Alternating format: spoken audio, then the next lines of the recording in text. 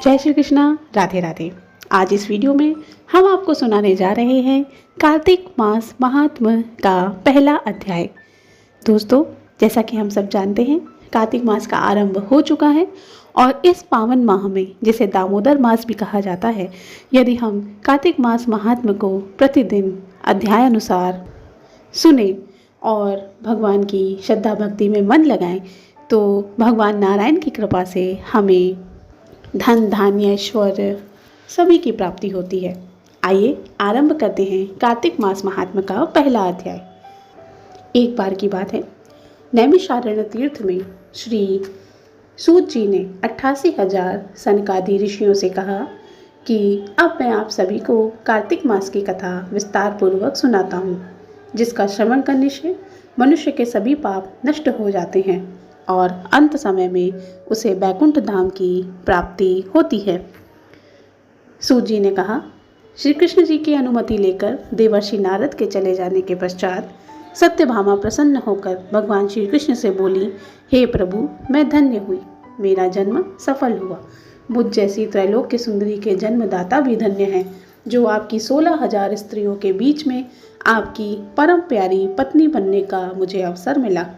मैंने आपके साथ नारद जी को वह कल्प वृक्ष आदि पुरुष विधि पूर्वक दान में दिया है, परंतु वही कल्प वृक्ष मेरे घर लहराया करता है।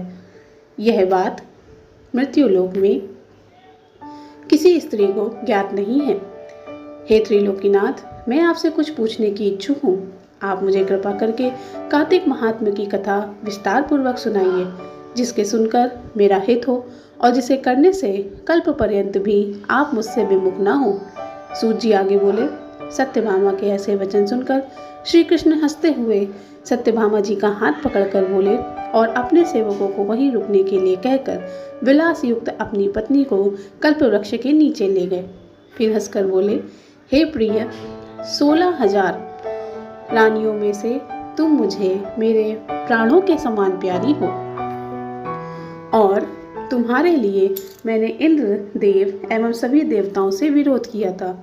हे कांते, जो बात तुमने मुझसे पूछी है, अब वह मुझसे सुनो। एक दिन श्री कृष्ण सत्यभामा इच्छा पूर्ति के लिए गरुड़ पर सवार होकर इंद्रलोक जाकर कल्प वृक्ष मांग कर ले आए। इंद्र द्वारा मना किए जाने पर इंद्र और गरुड़ में घोर संग्राम हुआ तथा गौलोक में भी गरुड़ जी गौओं से युद्ध करने लगे। गरुड़ की चोंच की चोट से उनके कान और पूंछ कटकर गिरने लगे, जिससे 3 वस्तुओं उत्पन्न हुई। कान से तंबाकू, पूंछ से गोभी और रक्त से मेहंदी बनी। इन तीनों का प्रयोग करने वाले को मोक्ष नहीं मिलता। तभी गौओं ने भी क्रोधित होकर गरुड़ पर वार किया, जिससे उनके 3 पंख टूटकर गिर गए। इनके पहले पंख से नीलकंठ, दूसरे से मोर और तीसरे से चकवाचक भी उत्पन्न हुए।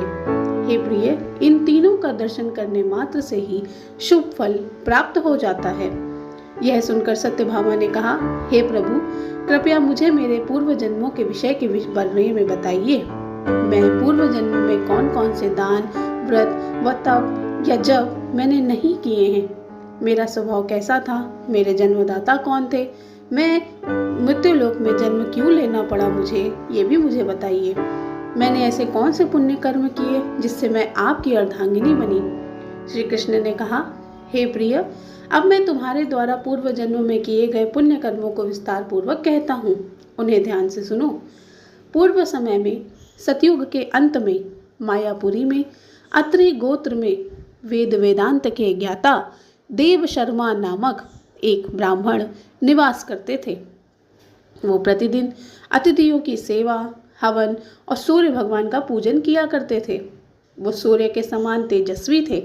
वृद्धावस्था में उन्होंने एक गुणवती नामक कन्या की प्राप्ति करी।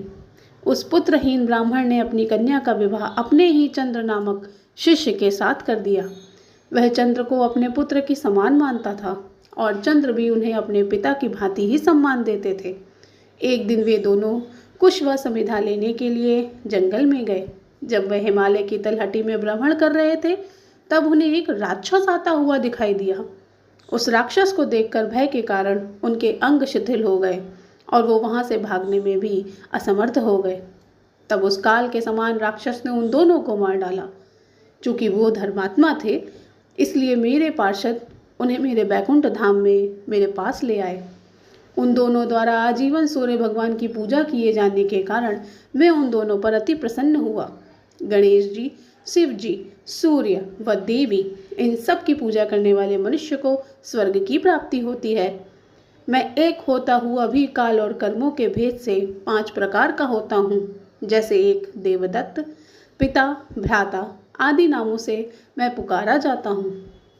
जब वे दोनों विमान पर आरूढ़ होकर सूर्य के समान तेजस्वी, रूपवान, चंदन की माला धारण किए हुए मेरे भवन में आए, तो वे मेरे भवन के सभी दिव्य भोगों को भोगने लगे।